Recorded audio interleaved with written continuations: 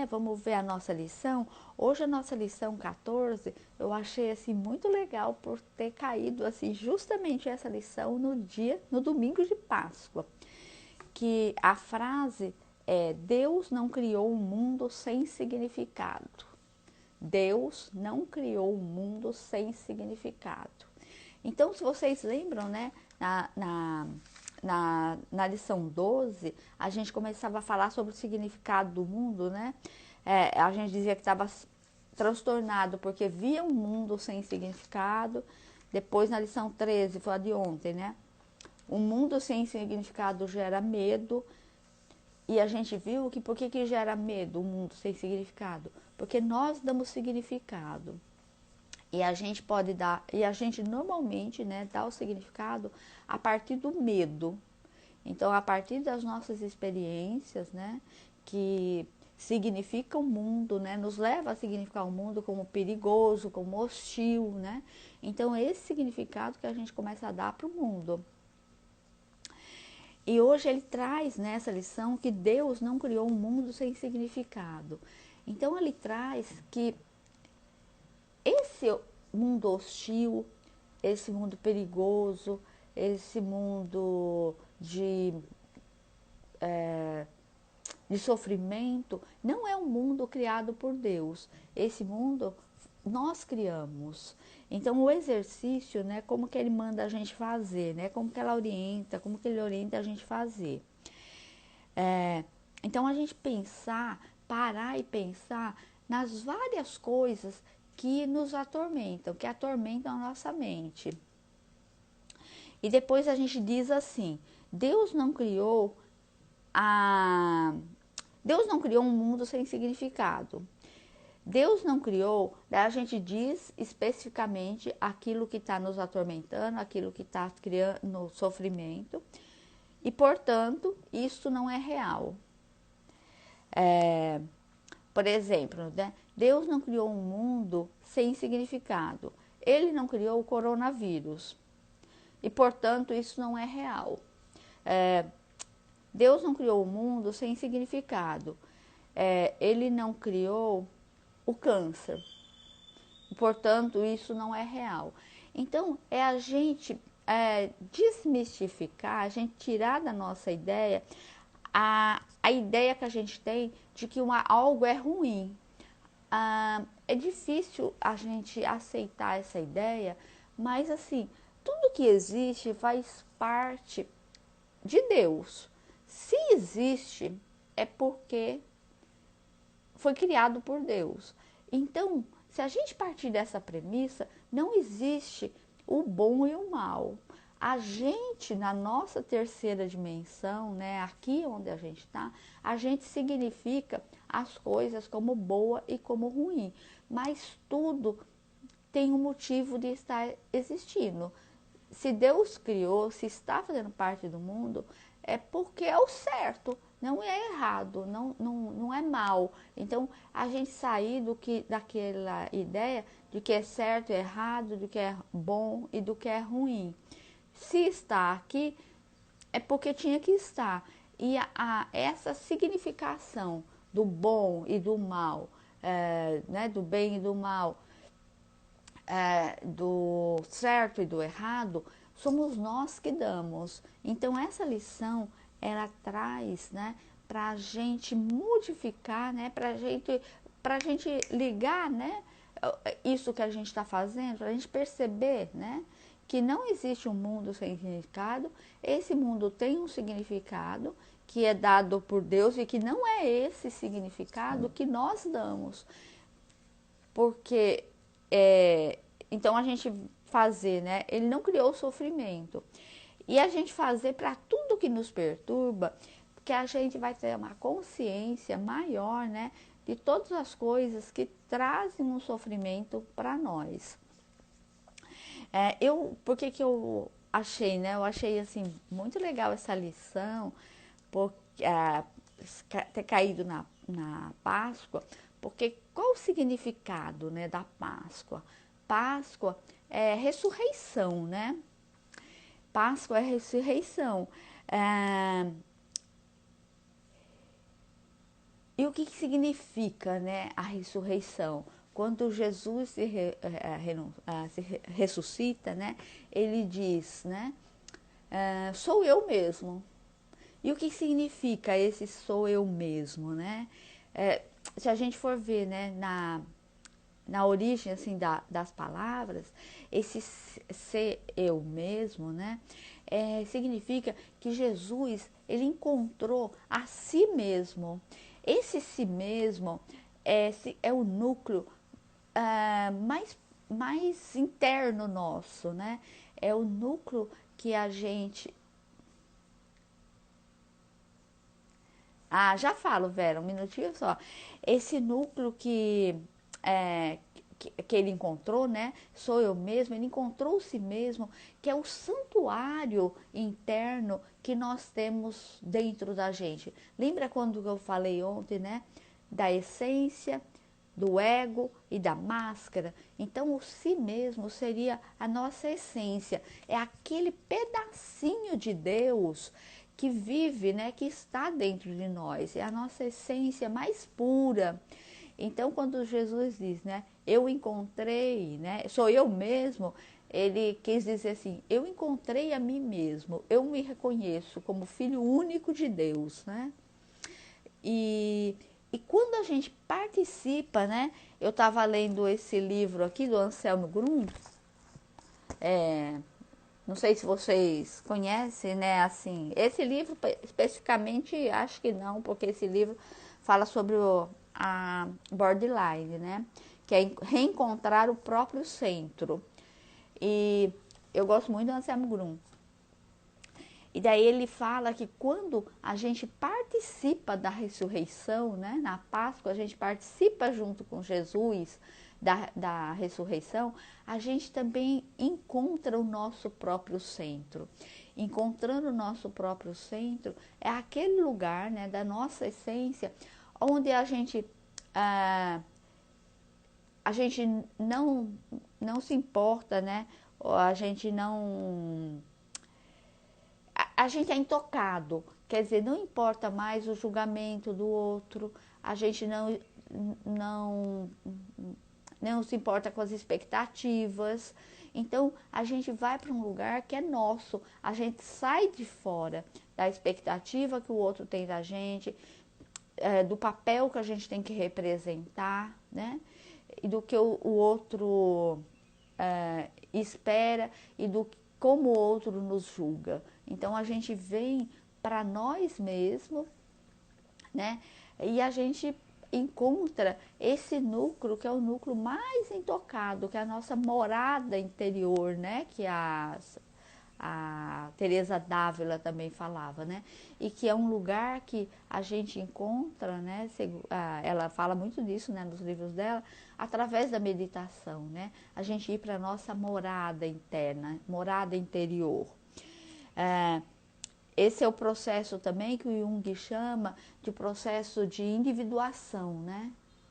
Porque a gente passa por 3 processos, mas deixa eu ver aqui, a Vera falou alguma coisa antes de falar sobre isso. A Vera está dizendo, né? Lena, a história que o nosso cérebro não grava uma assertiva negativa. O que você acha? Porque a assertiva de hoje é uma negativa. Como assim, Vera? Por que essa assertiva de hoje é uma negativa? O que você quer dizer com isso?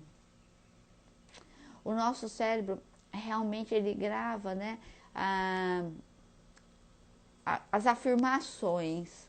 Então, os neurocientistas dizem, né, porque quando a gente tem que falar alguma coisa que a gente quer afirmar,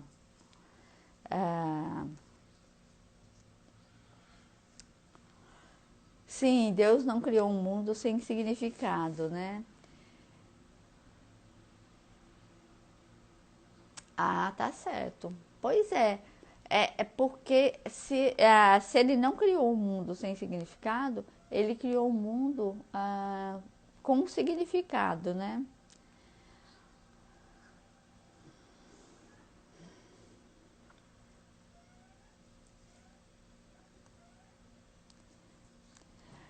talvez dê um tilt, né, no nosso cérebro, porque quando a gente diz, né, Deus não criou o mundo sem significado, é,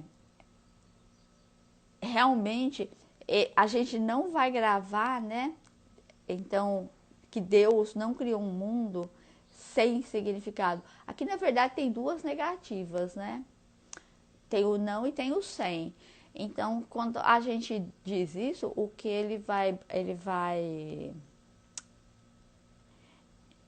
o que eu imagino, né, é que o que fica pra gente é que Deus criou um mundo com significado, né? Porque a frase é: Deus não criou um mundo sem significado. Ele não criou tal coisa e, portanto, isso não é real. Então, tem várias negativas aí, né? É, eu acho que a gente prefere mesmo que Deus criou o mundo com significado, e eu significo. Talvez, assim, Deus criou o mundo com significado, né? E eu, na verdade, o que a lição quer dizer é isso, né? Que Deus criou um mundo com significado e nós damos um novo significado. E a gente pode dar um significado a partir do ego ou um significado a partir da essência, a partir do Deus que vive em nós. Essa é a essência, né, da lição, pelo que eu vejo. E se eu dou um significado, né, para o mundo a partir do ego, eu significo um mundo perigoso, um mundo assustador, um mundo de doença, um mundo de sofrimento, né? Enquanto que se eu dou um significado a partir da minha essência, a partir do Deus que vive em mim, eu entendo, né, que tudo que existe é para o bem. Então, que as coisas, o significado não precisa ser esse, né? O significado pode ser outro. Eu sempre tento trazer para mim, né, que tudo que me acontece, eu falo, não, isso era o melhor que poderia acontecer nesse momento. Isso pode não ser tão bom agora, mas isso vem para um bem maior. Eu acho que isso é uma forma de olhar para o mundo e que tem me ajudado. Então, eu acho que a gente pode criar, né? A gente cria o mundo a partir da gente também. Porque a gente não, né, como a gente já viu em vários lugares, como a ciência mostra, como a filosofia mostra, né, a gente não tem acesso ao mundo como ele é. A gente tem uma visão do mundo a partir dos nossos sentidos e a partir do nosso entendimento. Na verdade, eu quero saber do processo de individuação do Jung. Porque a gente passa por três fases, né? Quando a gente nasce, a gente ficou dentro da barriga da mãe durante 9 meses. Então, a gente nasce num processo de simbiose. Então, quando a gente nasce, o bebezinho ainda vive essa simbiose com a mãe. Então, ele não separa muito desse processo, né, do que sou eu e do que é a mãe. E quando ele vai ter uma ideia mais de individualidade, né, que ele é um ser separado da mãe, quando ele começa a se locomover, por exemplo, quando ele engatinha, quando ele anda, que ele sabe que ele se distancia da mãe, né? Ele vai e pode ir e voltar, né? Por isso que é tão importante, né? A gente como mãe dar espaço, né? Para a criança ir e vir, para ela ir descobrindo o mundo. Porque daí ela vai descobrir, eu sou um ser, né? Separado da minha mãe. E isso vai fazer com que ela perceba a própria individualidade. E isso acontece muito cedo, né? Fase de 1 ano, 2, né? Que é quando a criança começa a ter esse movimento, né? A se distanciar. E depois, quando ela fica maiorzinha, quando ela já tem uns 4, 5, 6 anos, ela passa por um outro processo, que é o processo de identidade. Daí o processo de identidade, porque ela, apesar dela ser, né, dela ver que ela é um indivíduo, mas ela ainda ela está ainda muito ligada à mãe. Então a mãe é o objeto de desejo do filho. Quando ela percebe, né, a presença das outras pessoas, né, ela vai perceber só mais tarde, que é quando entra, né, a figura do pai, não a figura do pai, mas a figura da função, né, do pai, que é a mostrar, né, o mundo para a criança. Ela vê que existem outras relações, ela começa a internalizar, né, que existe a relação da mãe com o pai, do pai, da mãe com os irmãos, do pai com os irmãos, porque antes, quando ela tem 1 ano, 2, é só a relação dela com a mãe, ela não vê, não consegue perceber as outras relações. Então, quando ela percebe isso, ela começa a ter uma identidade, porque ela vê, por exemplo, que a mãe ama o pai, a mãe ama o irmão, então ela percebe, né, que a mãe ama pessoas que são diferentes. Então a criança também significa, eu posso ser diferente da minha mãe, porque ela vai me amar do mesmo jeito. Daí ela já tem individualidade, né, que ela se afasta, que ela não é a mãe dela e que ela pode ser diferente da mãe dela, porque a mãe dela também vai amá-la, né, da mesma forma, mesmo ela sendo diferente, porque ama o pai, ama os irmãos, né.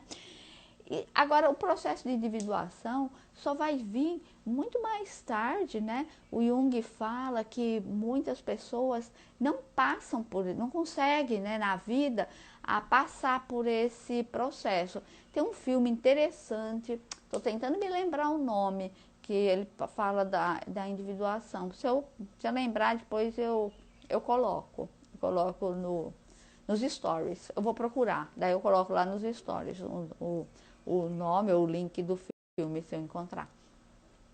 Então, o processo de individuação é esse processo, né, de ir para o nosso centro. Ou seja, é você perceber que você é um indivíduo, que você é você mesmo e que você tem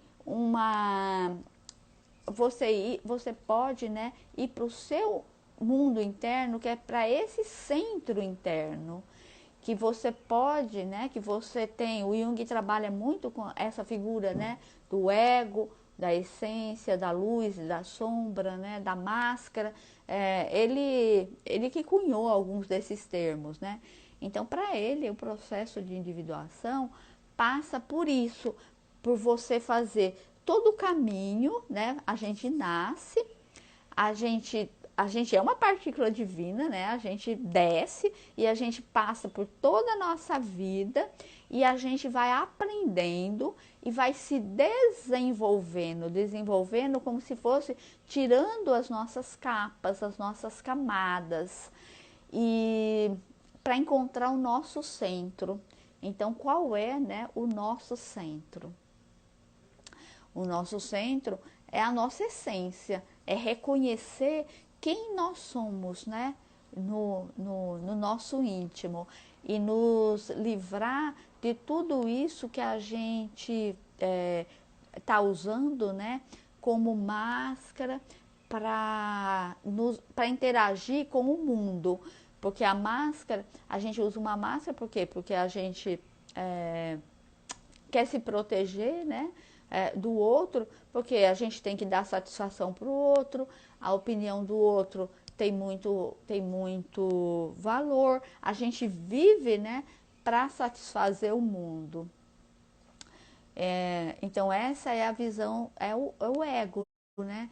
E ele vive para satisfazer o mundo, por quê? Porque ele se vê ameaçado.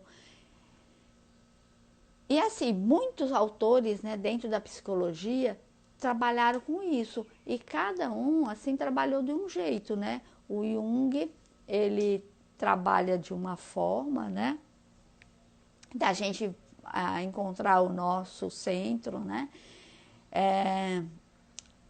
E outros autores trabalham de outras formas, por exemplo, o Reich, o Lowen, né, e outros mais da atualidade, eles veem isso a partir do corpo, né, das couraças que a gente faz, que a gente forma, né, no corpo, que são os nossos anéis, as nossas rigidez, né, para a gente se defender, né, do mundo. Ou seja, são, são coisas que protegem, né, a nossa essência. Então, como que a gente pode fazer, né, o caminho de volta? Ou seja, tirar, né, essas camadas para encontrar a nossa essência. Então, existem vários caminhos, né? Não é um único caminho, né? Existem vários caminhos para a gente chegar. E daí eu achei assim muito interessante, né? Porque essa lição vai muito assim a Páscoa, né? Quando o Jesus ressuscita, o significado é esse, né? Sou eu, que é um dos nomes de Deus, né? Eu sou. Então, todos nós, né? Todos nós somos, então todos nós temos dentro de nós o eu sou. Tanto é que muita gente usa, né, essas duas palavras como meditação, né? Eu sou, eu sou. Eu sou Deus, eu tenho Deus dentro de mim. Deus não está fora, Deus está aqui dentro. E como que eu posso encontrar esse Deus que está dentro de mim, né? Sair do ego para encontrar esse Deus. Então, isso é um processo, né? E é justamente o processo de individuação, né? De que o Jung fala. É você ir para o seu centro. Muitas pessoas trabalham, né, com mandala. Eu não sei se você já fez alguma mandala, né? A Josi está entrando aí, a Josi com certeza fez, né? A Vera está dizendo verdade, Páscoa é mudança. É exatamente isso, Vera. É mudança, é reconhecimento, é ir para dentro, é ir para o nosso centro, né? É deixar ressuscitar, é deixar nascer em nós, né? Ou deixar transparecer em nós a nossa essência. É ir para esse lugar. Quando, né, o Anselmo Grum fala que quando a gente participa, né, da ressurreição junto com Jesus, nós encontramos a nós mesmos, nós encontramos a nossa essência. Assim como ele passou por todo esse processo, né, e encontrou a essência dele, nós também encontramos, né? E eu acho muito bonita, né, a história de Jesus. Independente assim da religião, né, da pessoa ser cristão ou não, porque ele passa por toda uma vida, né, de sofrimento e transforma, né? Transforma. Vai além disso, né? Vai além do sofrimento. Ele vai para ele mesmo. A Vera está dizendo que já fez mandala, exercício de presença. Sim, e o Jung, ele fala assim que quando a gente faz muitas mandalas, a gente faz várias mandalas, a gente vai organizando, né? Se alinhando, que é encontrando o nosso centro, né? A gente vai se alinhando. Isso a gente pode fazer assim, de várias formas, né? Como eu falei, várias linhas da psicologia trabalham com isso de formas diferentes, né? Por exemplo, a bioenergética, as técnicas, né, os métodos mais corporais fazem isso com alinhamento do corpo, com presença, com aterramento, né, trabalhando o ground, trabalhando esse alinhamento, né, que é considerando a gente como um elo entre céu e terra, né, que tem uma linha que passa, né, um fio que vem, que desce, né, lá do centro do universo e que passa pela gente, descendo, né, e nos ligando, indo para o centro da Terra. Então isso a gente trabalha, né, o ground, que é essa presença, né, nossa, aqui no agora, né, como um elo, né, entre céu e terra. Nós fazemos parte da terra, né, o nosso corpo é terra, mas também a gente traz, né, alguma coisa lá de cima, que é essa nossa essência, né, isso que está dentro de nós, né, o nosso, esse santuário, né, que a gente traz com a gente. Nós não somos só matéria, né? Nós somos matéria e espírito, matéria, né? E a gente traz os dois junto com a gente. Então, as pessoas, dentro da psicologia, né? E dentro de todas as crenças, né? As pessoas trabalham isso de várias formas, mas a beleza, eu acho que é essa, que se a gente começar a se aprofundar, né? Ver cada coisa, tudo diz a mesma coisa, né? Porque não existe muita coisa, né, para ser dito. É a mesma coisa. Usa técnicas diferentes, métodos diferentes, mas para chegar no mesmo lugar. Então, são caminhos, né, que levam ao mesmo ponto. Então, as mandalas, né, quando você faz, cada vez que você faz uma mandala, você está se alinhando um pouco, né? E você está se aproximando do seu centro. E também quando você faz outras pinturas, né? Quando você pinta um quadro, quando você monta um quebra-cabeça, eu já falei aqui, né? É uma forma de meditação, que a meditação, né, por excelência, faz isso também, que nos alinha, né? Faz com que e nos alinhar é o quê?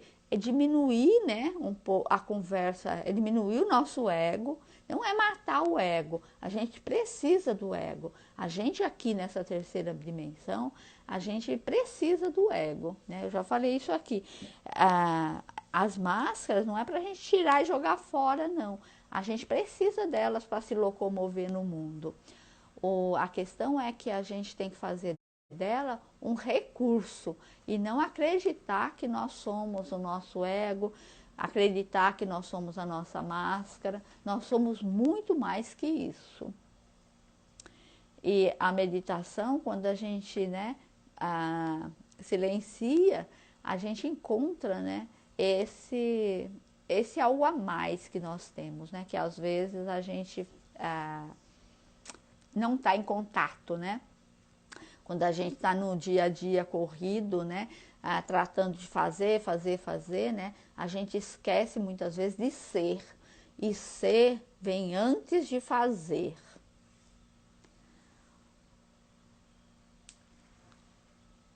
A Vera está dizendo que fez um curso de meditação e é uma delas, as mandalas. Eu fiz uma vez um curso de mandalas, né? Que daí a gente via assim várias técnicas de fazer mandalas. E uma vez eu acompanhei uma cliente durante um ano e meio mais ou menos, não me lembro exatamente, faz muito tempo já, foi logo que eu comecei a atender. E ela trouxe, na primeira sessão, ela trouxe umas mandalas que ela fazia. Ela, olha, eu tenho mania, eu gosto de fazer mandala, o que você acha, né? E eram umas mandalas geométricas, extremamente simétricas, que ela fazia assim com grafite, né? Com régua, medindo tudo, né? Era bem certinhas. E eu falei, ai, ótimo, você gosta de fazer? Gosto. E daí eu comecei a trabalhar com ela, com mandalas. Então a gente conversava e eu fui introduzindo outras técnicas para ela fazer de mandala, né? Então fazer mandala com outros materiais, primeiro pintar as mandalas geométricas, depois fazer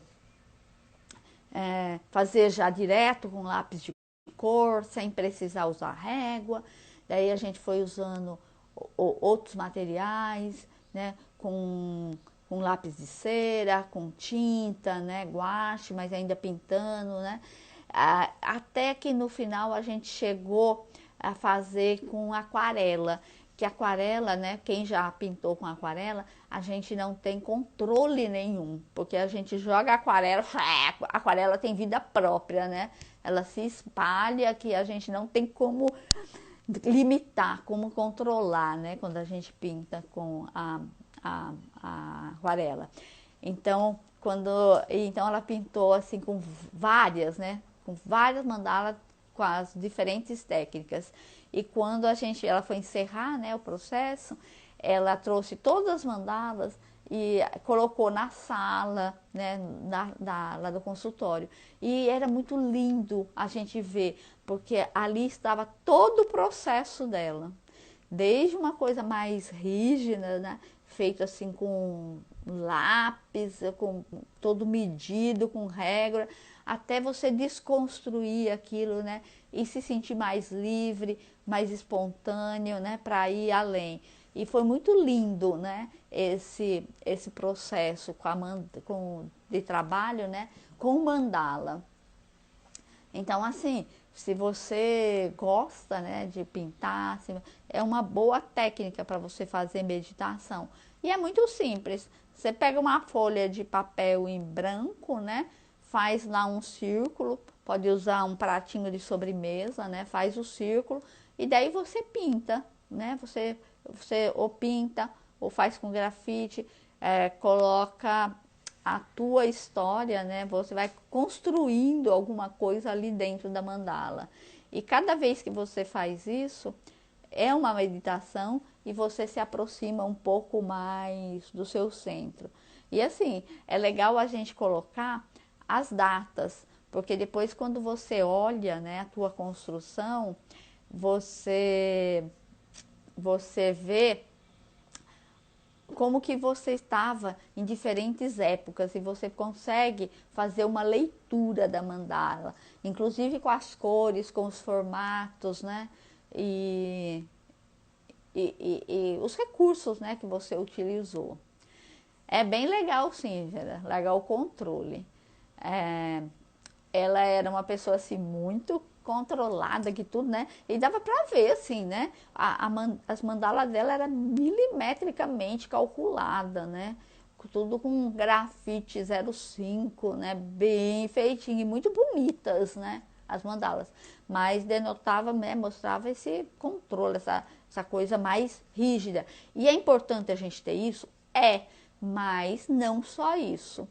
Então, assim, quando a gente olha para a gente não vai desmanchar o que a gente tem, o que a gente é, mas a gente vai agregar outras coisas. Então, se eu sou uma pessoa extremamente rígida, que tudo tem que ser certinho, eu posso experimentar e ir para outro lugar, onde, onde não preciso ser tão rígido. Tem coisas que eu preciso ter uma rigidez, ter um controle muito grande, muito específico, para que aquilo saia bem. Mas eu não preciso ter esse controle em todos os âmbitos da minha vida.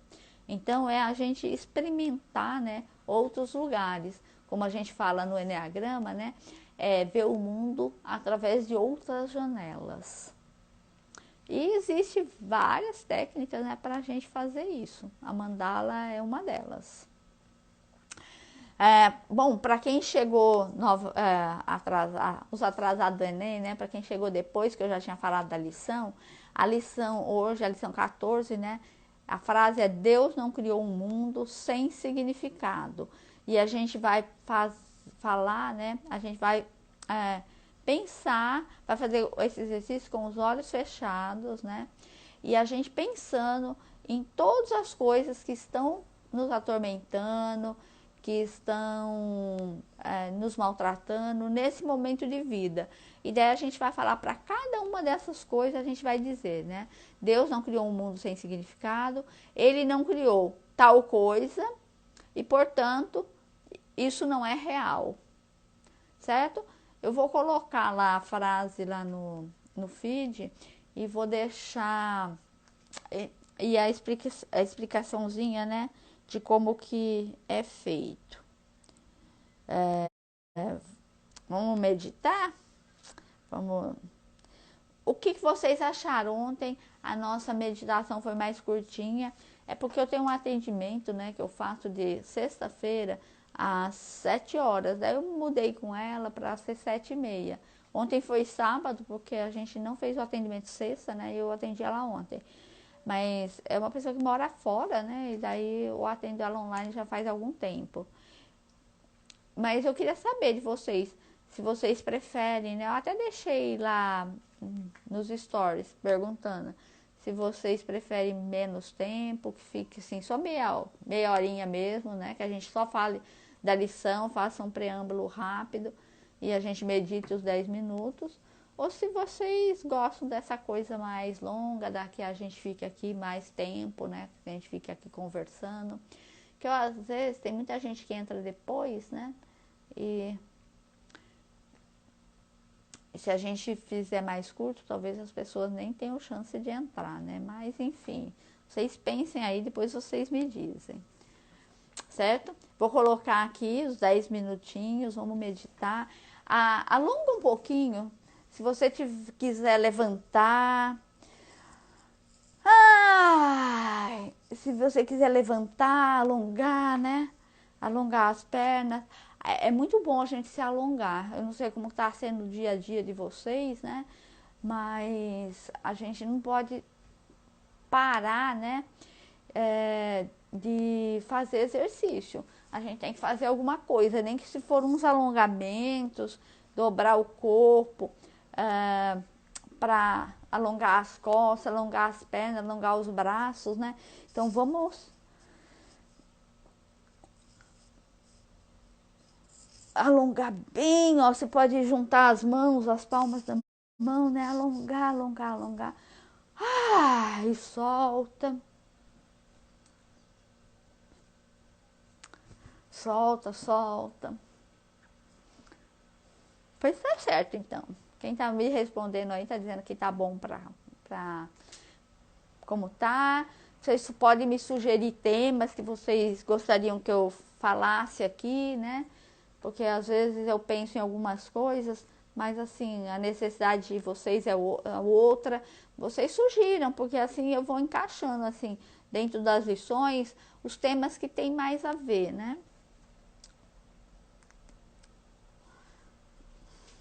Senta com a coluna reta, pescoço alinhado com a coluna, o queixo paralelo ao chão, nem tanto erguido e nem tanto abaixado, porque prende a nossa energia aqui atrás. Então, deixa o queixo paralelo ao chão, os ombros abrem e para baixo, para a gente abrir bem, ampliar a nossa respiração. A respiração é feita pelo nariz, a gente inspira e expira pelo nariz. Faz uma respiração, né? Longa. Primeiro solta tudo, murchando, murchando bem a barriga, soltando tudo, e daí inspira, deixando a barriga encher e solta. Vamos fazer de novo.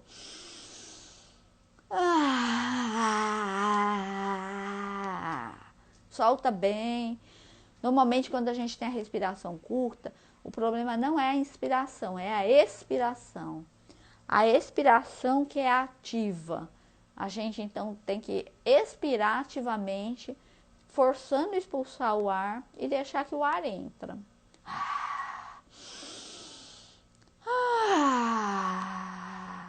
Isso é muito bom, gente. Vocês fazem de vez em quando, durante o dia, inspirar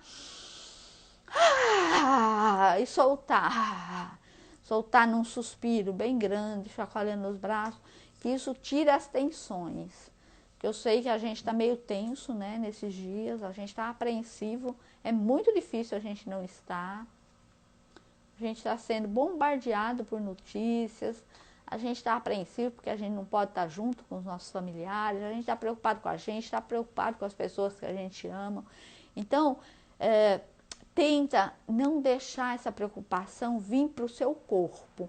A gente pode liberar do nosso corpo, porque tudo que a gente tem na mente, a gente está ligado. Mente e corpo é uma coisa só. Então, o que a gente pensa é registrado no nosso corpo. Então, vamos liberar isso, né? Quando a gente faz isso, a gente respira conscientemente, a gente solta o ar velho, a gente movimenta o corpo, a gente está tirando essa energia, né, de medo que a gente trouxe e que retesou nosso corpo, certo? Então façam isso algumas vezes. É, aquele exercício de respirar algumas vezes no dia conscientemente, né? Façam, que nesse momento eu acho que a gente está precisando muito. Eu estou fazendo, buscando, né, o meu centro, me alinhar e sair do medo. Então vamos alinhar a coluna, fecha os olhos, inspira e expira pelo nariz, se conecta, lembra do seu mantra. Inspira pensando em uma palavra, expira pensando na outra palavra.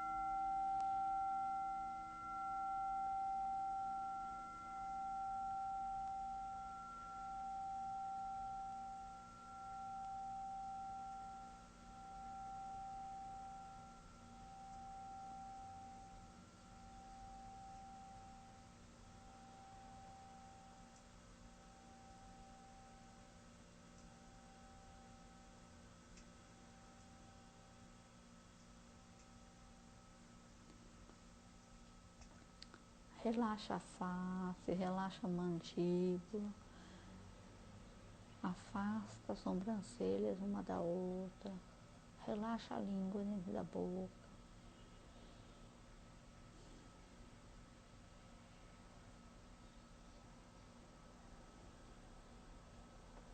A tensão é mínima, só para manter a postura.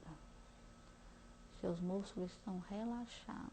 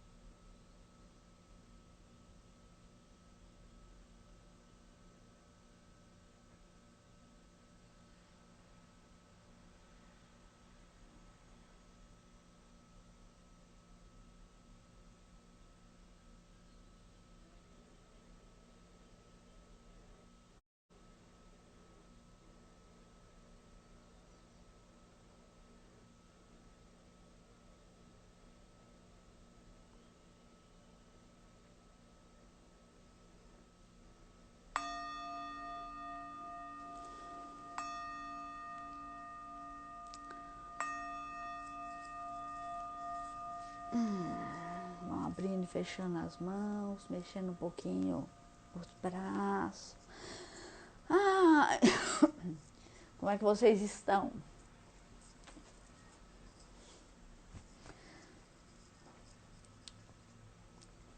A Mundinha entrou aí depois. Espero que tenha feito a meditação. Gente, obrigada por vocês estarem comigo. Hoje tinha menos gente, mas acho que é domingo de Páscoa, né? Mas amanhã estaremos aqui. Quero desejar um feliz domingo para vocês. Muita saúde para vocês, para a família. E que tenha uma Páscoa abençoada. E que possamos, todos nós, né, ressuscitar junto com Jesus, né? De toda essa dor, de todo esse medo, de tudo que nós estamos passando nesse momento. Então, muita saúde para todos vocês. E muito obrigada por vocês estarem aqui comigo em pleno domingo de Páscoa. Tchau, um beijo. Bom domingo.